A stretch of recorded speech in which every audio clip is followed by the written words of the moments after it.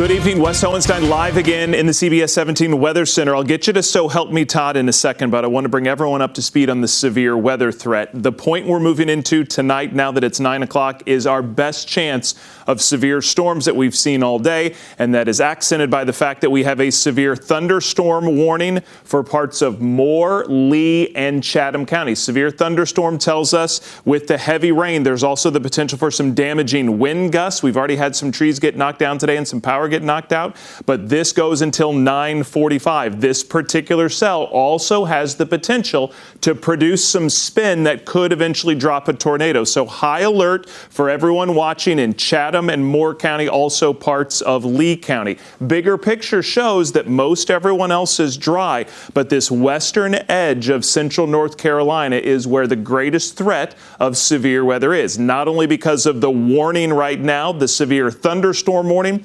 because of the possibility of a tornado warning, because now, and this has just come in the last 15 minutes, the western part of our area is now in a tornado watch until 11 o'clock. So a lot to be on the lookout for tonight. This on top of the extremely windy conditions that we still have, gusts from the south above 30 miles an hour, and we remain in a risk of severe weather. We have been added to the slight risk. So some elevation in our severe weather threat for the rest of the evening. We'll continue to keep an eye on it and bring you updates right here on CBS 17.